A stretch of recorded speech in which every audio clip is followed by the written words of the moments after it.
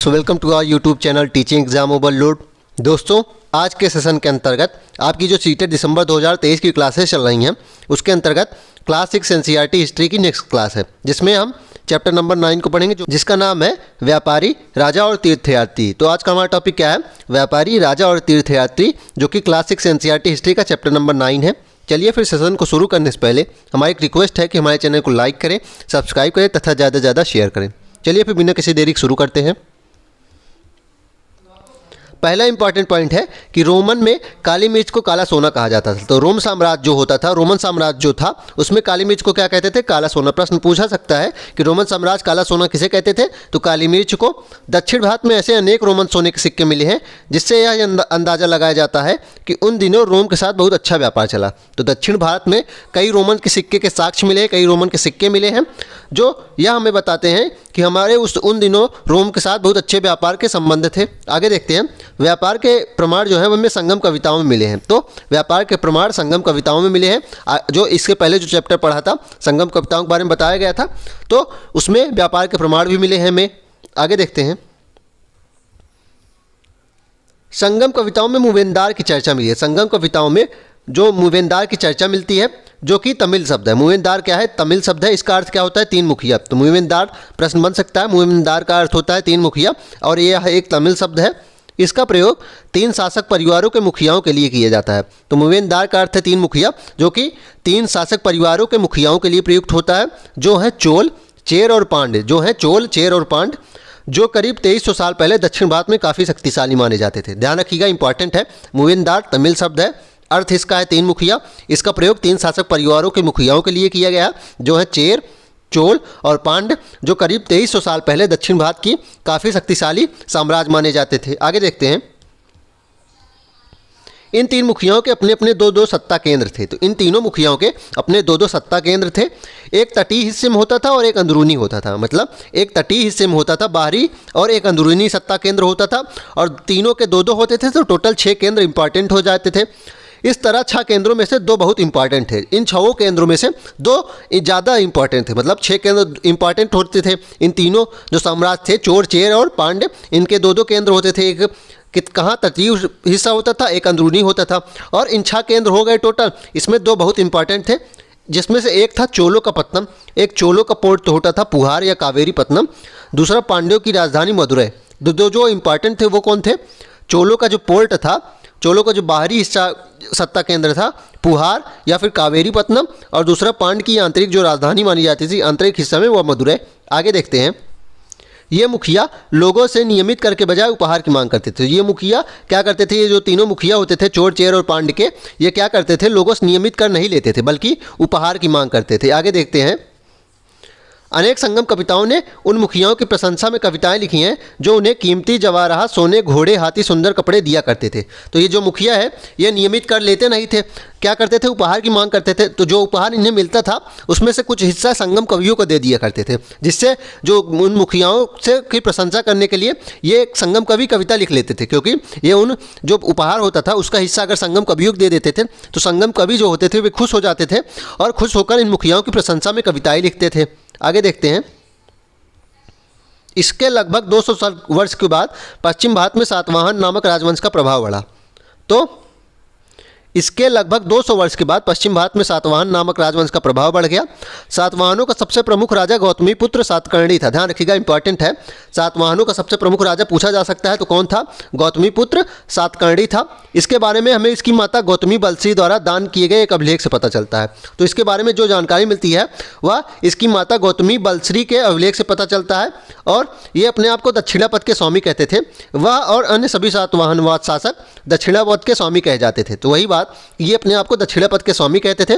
दक्षिणापथ का अर्थ क्या होता था? चलिए देखते हैं। दक्षिण की ओर जाने वाले रास्ता होता था। दक्षिणापथ का अर्थ होता था दक्षिण की ओर जाने वाला रास्ता। इस प्रकार ये अपने आपको दक्षिण की ओर जाने वाले रास्ते के स्वामी बोलते थे। मतलब जो इनका क्षेत्र होता था, दक्षिण की ओर जाने वाला सारा क्षेत्र इनका होता था। पूरे दक्षिणी क्षेत्र के लिए भी यही नाम प्रचलित था। जो पूरा दक्षिणी क्षेत्र था उसको भी दक्षिणापथ ही कहते थे। तो इसमें इंपॉर्टेंट देख लेते हैं कि सातवाहन नामक राजवंश जो था उसमें सबसे प्रमुख राजा गौतमीपुत्र श्री सातकर्णी था। इसके बारे में इसकी माता जो गौतमी बलश्री थी उनके द्वारा दान किए गए अभिलेख से पता चलता है। सभी सातवाहन वंश के जो राजा थे अपने आप को दक्षिणापथ कहते थे। दक्षिणापथ का अर्थ देख लेते हैं, दक्षिण की ओर जाने वाला रास्ता। और जो पूरा दक्षिणी क्षेत्र होता था हर जगह इसे यही नाम प्रचलित था, मतलब पूरा दक्षिणी क्षेत्र को दक्षिणापथ ही कहा जाता था। आगे देखते हैं। अब हमारा अगला इंपॉर्टेंट पॉइंट है कि रेशम बनाने की तकनीक का आविष्कार सबसे पहले चीन में हुआ। प्रश्न बनता है कि रेशम बनाने की तकनीक का आविष्कार सबसे पहले कहाँ हुआ, तो चीन में हुआ 7000 साल पहले। नोट कर लीजिएगा, इंपॉर्टेंट है ये भी। 7000 साल पहले रेशम बनाने की तकनीक का आविष्कार चीन में हुआ। इस तकनीक का उन्होंने हज़ारों साल तक बाकी दुनिया से छुपाए रखा। तो इस तकनीक को उन्होंने हज़ारों साल तक बाकी दुनिया से छुपाए रखा। पर चीन से पैदल, घोड़ों या ऊँटों पर कुछ लोग दूर दूर की जगह पर जाते थे और अपने साथ रेशमी कपड़े भी ले जाते थे। जिस रास्ते से ये लोग यात्रा करते थे वह रेशम मार्ग या सिल्क रूट कहा गया। तो जिस रूट से ये यात्रा करते थे, रेशमी कपड़े ले जाते थे, वह क्या कहलाया, रेशम मार्ग या सिल्क रूट कहलाया। करीब 2000 साल पहले रोम के शासकों और धनी लोगों के बीच रेशमी कपड़ा पहनना एक फैशन बन गया था। ध्यान रखिएगा, करीब 2000 साल पहले रोम के जो शासक थे और धनी लोग थे, रेशमी कपड़ा पहनना उन्हें का एक फैशन बन गया, क्योंकि जो रेशम होता था वो बहुत महंगा होता था और यह एक दिखावे का काम करने लगा था। इसकी कीमत भी बहुत ज़्यादा होती थी। यही बात है कि रोम के जो शासक और धनी लोग थे वह इसे पहनने लगे थे, क्योंकि चीन से इसे लाने में दुर्गम पहाड़ी और रेगिस्तानी रास्ते से होकर जाना पड़ता था। ये महंगा क्यों होता था, क्योंकि चीन से इसे लाने में क्या किया जाता था, दुर्गम पहाड़ी का पार किया जाता था, रेगिस्तान रास्तों को पार किया जाता था। साथ ही रास्तों के आसपास रहने वाले लोगों, व्यापारियों आदि को शुल्क भी दिया जाता था। तो रेशम महंगा क्यों होता था, क्योंकि चीन से इसे लाने में दुर्गम पहाड़ी और रेगिस्तान रास्तों को पार किया जाता था। उसके बाद कई लोगों से क्या किया जाता था, यात्रा शुल्क भी दिया जाता था, तो टैक्स भी दिया जाता था यात्रा का। चलिए आगे देखते हैं। सिल्क रूट पर नियंत्रण रखने वाले शासकों में सबसे प्रसिद्ध कुषाण थे। प्रश्न पूछा जाता है कि हमारे उपमहाद्वीप के कौन से ऐसे शासक थे जो सिल्क रूट पर नियंत्रण करते थे, तो वह कुषाण थे। मोस्ट इंपॉर्टेंट पॉइंट है, इसको नोट कर लीजिएगा। मोस्ट इंपॉर्टेंट पॉइंट है कि सिल्क रूट पर नियंत्रण करने वाले सबसे महत्वपूर्ण शासकों में प्रसिद्ध हैं कुषाण। करीब 2000 साल पहले मध्य एशिया तथा पश्चिमोत्तर भारत पर इनका शासन था। तो 2000 साल पहले मध्य एशिया जो हमारा था और पश्चिमोत्तर भारत, उसमें इनका शासन था। इनकी राजधानियां दो थी, पेशावर और मथुरा इनके दो मुख्य शक्तिशाली केंद्र थे। पहली राजधानी इनकी पेशावर थी, दूसरी मथुरा थी। ध्यान रखिएगा, पहली राजधानी कुषाणों की पेशावर थी और दूसरी राजधानी मथुरा थी। तक्षशिला भी इनके ही राज्य का हिस्सा था। तक्षशिला भी इनके ही राज्य का हिस्सा था। इस उपमहाद्वीप में सबसे पहले सोने के सिक्के जारी करने वाले शासक कुषाण ही थे। प्रश्न बनता है कि हमारे उपमहाद्वीप में सबसे पहले सोने के सिक्के जारी करने वाले कौन शासक थे, तो वे कुषाण थे। इनकी पहली राजधानी क्या थी, पेशावर थी, दूसरी मथुरा थी और सिल्क रूट पर नियंत्रण करने वाले सबसे प्रसिद्ध शासकों में कुषाण ही आते हैं। सिल्क रूट पर यात्रा करने वाले व्यापारी इनका उपयोग किया करते थे। तो जो ये सोने के सिक्के थे, सिल्क रूट पर जो यात्रा की जाती थी उसके व्यापारी सोने के सिक्के ही यूज करते थे। आगे देखते हैं। अब देखते हैं बौद्ध धर्म का प्रसार। बौद्ध धर्म का प्रसार देख लेते हैं। कुषाणों का सबसे प्रसिद्ध राजा कनिष्क था। ध्यान रखिएगा, कुषाणों का सबसे प्रसिद्ध राजा कौन था, कनिष्क था। उसने करीब 1900 साल पहले शासन किया। उसने क्या किया था, 1900 साल पहले शासन किया था। उसने एक बौद्ध परिषद का गठन भी किया था। उसने एक बौद्ध परिषद का गठन भी किया जिसमें एकत्र होकर विद्वान महत्वपूर्ण विषयों पर विचार विमर्श करते थे। उसने क्या किया, एक बौद्ध परिषद का गठन भी किया था जिसपे जो बौद्ध विद्वान होते थे वह महत्वपूर्ण विषयों पर विचार विमर्श करते थे। बुद्ध की जीवनी, बुद्धचरित के रचनाकार कवि अश्वघोष कनिष्क के दरबारी कवि थे। ध्यान रखिएगा, बुद्धचरित के जो रचनाकार है कवि अश्वघोष, वह कौन थे, कनिष्क के दरबारी कवि थे। मोस्ट इंपॉर्टेंट है, पूछा जाता है कनिष्क के दरबारी कवि कौन थे, तो अश्वघोष थे। और वो कौन थे, बुद्धचरित के रचनाकार थे। जो बुद्धचरित क्या थी, बुद्ध की जीवनी थी। अश्वघोष तथा अन्य बौद्ध विद्वानों ने अब संस्कृत में लिखना शुरू कर दिया था। अश्वघोष और अन्य बौद्ध विद्वान जो थे वह पाली और प्राकृत भाषा को छोड़कर संस्कृत में भी लिखना शुरू कर दिया था। इस समय बौद्ध धर्म की एक नई धारा महायान का विकास हुआ। तो इस समय बौद्ध धर्म की एक नई धारा का विकास हो गया था, चूँकि कनिष्क के ही समय में चौथी बौद्ध संगति हुई थी। इंपॉर्टेंट है, ध्यान रखिएगा। चौथी बौद्ध संगति कनिष्क के समय में ही कश्मीर कुंडल वन में हुई थी, पहली शताब्दी में। तो उस समय क्या हुआ कि बौद्ध धर्म दो भागों में बंट गया। एक जो नई धारा बनी वह थी महायान। देखते हैं इसमें क्या क्या विशेषताएं थी। तो इसमें दो बातें प्रमुख थी। महायान शाखा की दो मुख्य विशेषताएं थी। चलिए देखते हैं। पहली, मूर्तियों में बुद्ध की उपस्थिति सिर्फ कुछ संकेतों के माध्यम से दर्शाई जाती थी। और मिसाल के तौर पर उनकी निर्वाण प्राप्ति को पीपल के पेड़ की मूर्ति द्वारा दर्शाया जाता था।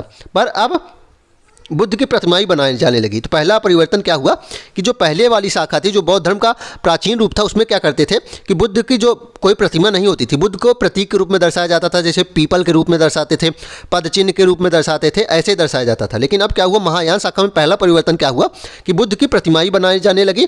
इनमें से अधिकांश मथुरा में तो कुछ तक्षशिला में बनाई जाती थी। तो बुद्ध की प्रतिमाएं अधिकांश मथुरा और तक्षशिला में बनाई जाने लगी। तो महायान में पहला परिवर्तन यही हुआ कि बुद्ध की प्रतिमाएं बनाई जाने लगी। दूसरा देखते हैं क्या हुआ परिवर्तन।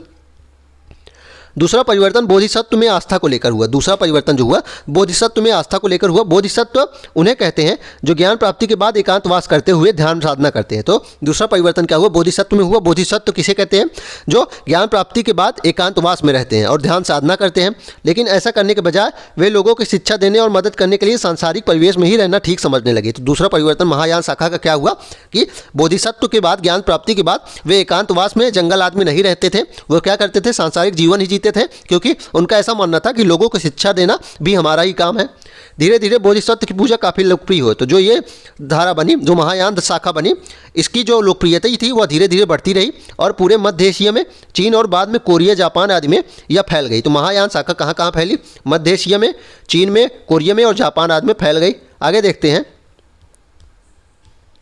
बौद्ध धर्म दक्षिण पूर्व की ओर श्रीलंका, म्यांमार, थाईलैंड तथा इंडोनेशिया सहित दक्षिण पूर्व एशिया के अन्य भागों में भी फैला। तो बौद्ध धर्म जो था वह दक्षिण पूर्व के भागों में भी फैला, जैसे कि श्रीलंका, म्यांमार, थाईलैंड, इंडोनेशिया और अन्य दक्षिण पूर्व एशियाई के अन्य जो भाग थे उसमें भी फैला। लेकिन यहाँ कौन सा जो भाग फैला, यहाँ बौद्ध धर्म का एक प्राचीन भाग था थेरवाद, वो फैला। यहाँ बौद्ध धर्म का आरंभिक रूप फैला जो कि था थेरवाद। तो प्रश्न बनता है कि बौद्ध धर्म का आरंभिक रूप थेरवाद कहाँ कहाँ फैला, तो वह दक्षिण पूर्व एशियाई के देशों में फैला, जैसे कि Sri Lanka, Myanmar, Thailand, Indonesia, Cambodia आदि। आगे देखते हैं। अगला पॉइंट है कारले की गुफा महाराष्ट्र में। कारले गुफा क्या है, एक बौद्ध विहार है, ध्यान रखिएगा। कारले गुफा क्या है, एक बौद्ध विहार है जो कहाँ है, महाराष्ट्र में है। इसको एक पॉइंट में ऐसे मैंने बना दिया है। आगे देखते हैं। ये देखिए चित्र बना है इसका कि कारले गुफा कहाँ है, बौद्ध विहार है, ये महाराष्ट्र में है। आगे देखते हैं। नालंदा शिक्षा की एक विशिष्ट केंद्र था। देखते हैं नालंदा के बारे में इस बुक में क्या लिखा गया है इस चैप्टर में। स्वयं तशांग तथा अन्य तीर्थयात्रियों ने उस समय के सबसे प्रसिद्ध बौद्ध विद्या केंद्र नालंदा में अध्ययन किया था। तो स्वयं तशांग जो थे और अन्य तीर्थयात्री जो थे उस समय के सबसे प्रसिद्ध जो बौद्ध विद्यालय था नालंदा में अध्ययन किया। उसने नालंदा के बारे में इस प्रकार लिखा है कि यहाँ के शिक्षक योग्यता तथा बुद्धि में सबसे आगे थे। तो उनका मानना था, उन्होंने यह देखा और लिखा कि यहाँ के जो शिक्षक थे वह योग्यता तथा बुद्धि में सबसे आगे थे। बुद्ध के उपदेशों को वह पूरी ईमानदारी से पालन करते थे। तो जो बुद्ध के उपदेश थे उन्हें पूरी तरीके से यहाँ पालन किया जाता था नालंदा विश्वविद्यालय में। मठ के नियम काफ़ी सख्त थे। मठ के नियम काफ़ी सख्त होते थे जिन्हें सबको पालन करना पड़ता था, जिनको सबको मानना पड़ता था। पूरे दिन वाद विवाद चलते रहते थे। पूरे दिन क्या होता था, वाद विवाद चलते रहते थे, जिसमें युवा और वृद्ध दोनों ही एक दूसरे की मदद करते थे। जो वाद विवाद होता रहता था विभिन्न टॉपिक्स पे, उसमें युवा और वृद्ध दोनों ही मदद करते थे एक दूसरे की। विभिन्न शहरों से विद्वान लोगों ने अपनी शंकाएं दूर करके यहाँ ही आते थे। तो विभिन्न शहरों से, विभिन्न देशों से जो विद्वान आते थे उन्हें अगर अपनी शंकाएं दूर करनी होती थी तो वह यहीं आते थे।